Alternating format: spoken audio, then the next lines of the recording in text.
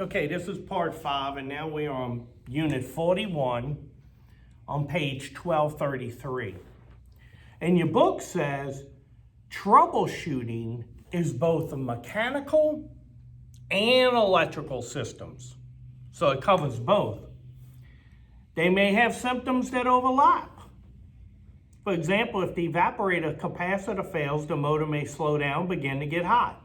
When it does, it doesn't give enough air across the evaporator, and the evaporator can start freezing up. So you have a low airflow problem there, but it looks like, it's all caused by not by a leak or a dirty coil, but by what? A bad capacitor on the blower. All right, now you show some pictures of some different kind of gauges on 1234, and then it talks about something on 1237. The difference in temperature here. Now, whenever you're taking a delta T reading, delta T means, delta is like a triangle. A triangle. All right, and T, your delta temperature. What is that? Well, when you're taking those readings in the lab, I'll say, go get your delta T. What is it? Because I'll say, what's your superheat, what's your subcoolant, what's your delta T? And you have to tell me. Delta T is this. You take your inlet temperature, indoor dry bulb, with your digital thermometer, and then you take your outlet temperature, and you subtract the two. That tells me my delta T. As a rule of thumb, we want it between 17 and 21 degrees. That will allow the house to cool. 17 to 21 degree delta T is where we want to be. All right? So you'll say, oh, I got a 14 degree delta T, and I'll say, well, what do you need to do? And you're going to have to tell me, is it adding Freon, removing Freon, or whatever it is?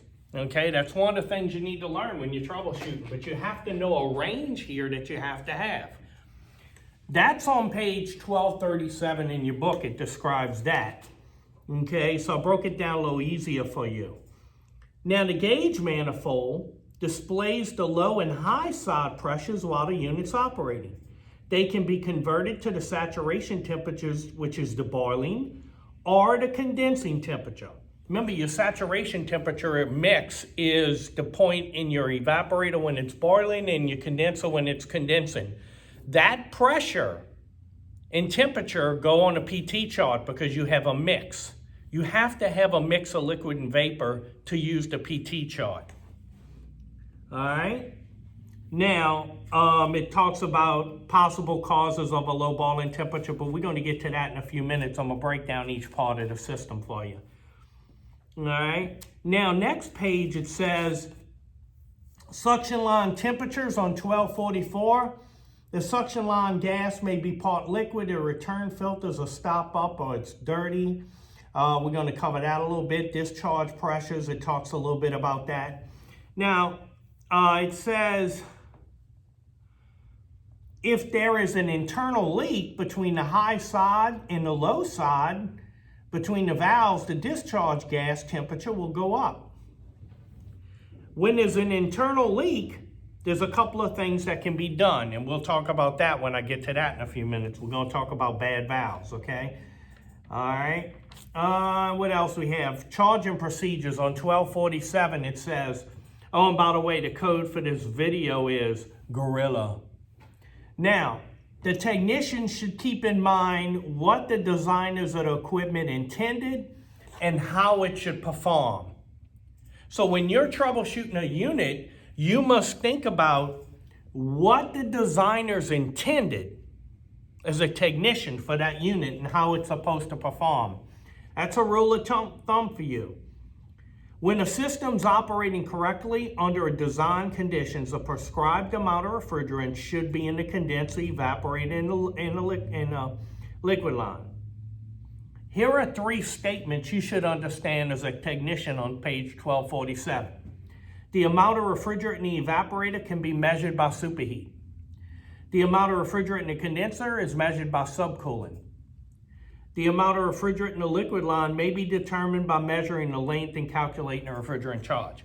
So when I come up to you in the lab and I say, what's your subcooling? You're going to work that out on the lab, but you need to learn that.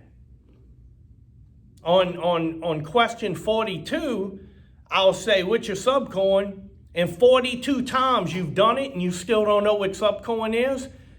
You need to learn these things.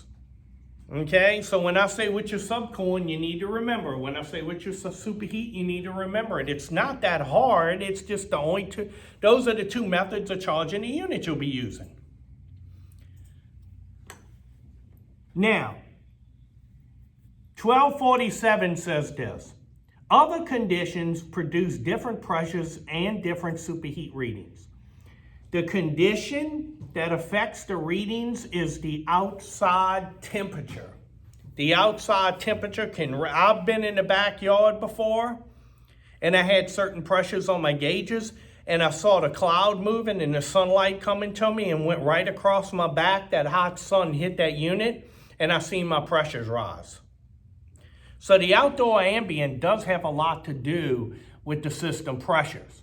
Okay, the cooler that condenser coil is, that's why they put it in shades and things under trees and behind fences and things, because the cooler it is, the better it runs, efficiency-wise. Now, we'll talk about a few of these things. If you have any questions about these pages, let me know. Now in 1250 electrical troubleshooting, it says, begin by having a volt-ohm meter with you, which you do. You have your electronic meter with you.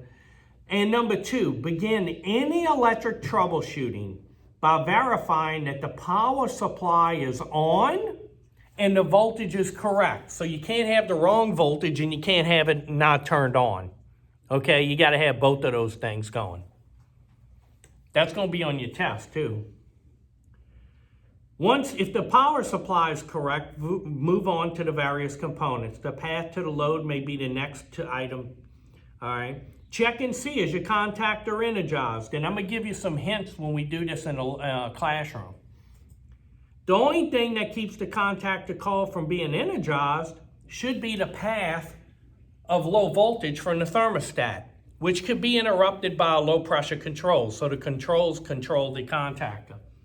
Now, what if your fan's running in your condensing unit and your compressor's not? Usually that means the compressor is out on internal overload. You might want to check the compressor run capacitor. If it's a single like this and not a dual, you can check the dual too. But you got to check this because this could be causing it to overheat. It could be high head pressure from a dirty coil. It could be a lot of things tripping that out, but the fan will still be running. All right.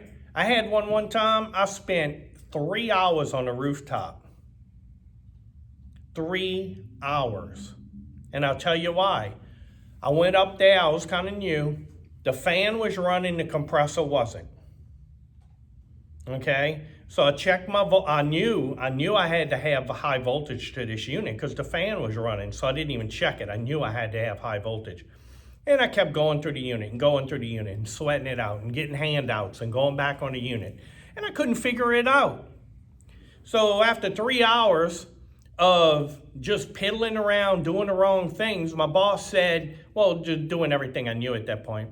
My boss said, is that a 3-phase unit?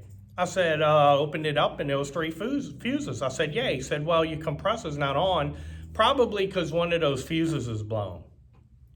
Yeah, but it's got voltage because the fan's running.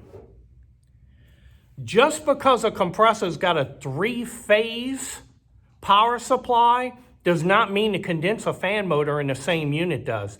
That condenser fan motor could be running off single-phase voltage. And I can draw that on the board for you when you want to come back. Well, I'll do it right now. Let's just do it right now. Okay? Watch this. Y'all got me all crazy. Let's do it. All right. So here's my compressor right here. And my compressor needs 3 phases. L1, L2, and L3 going to it, right? Here is my contactor.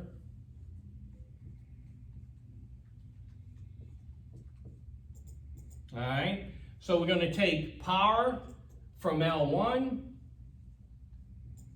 go here, L2 go here, and L3 go here. Okay, now here's my fan motor.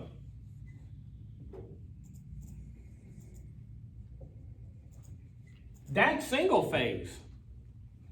So we have 120, 120, and 120. So between these two, we have what? 240, 240, and 240. Well, this one's single phase 240. So they got L1 going to it and L2 going to it. It don't need 3 legs. All it needs is a regular supply like you'd have on a regular condensing unit. But because this was running, I assumed it was 3 phase and had power to the whole unit. But up here, one of the fuses was blown, so the compressor wouldn't run. 3 hours I spent on a rooftop trying to figure that out. All right, so you're gonna wanna know that if you're troubleshooting these units, okay? And then on 1258.3, it talks about some shorts right here.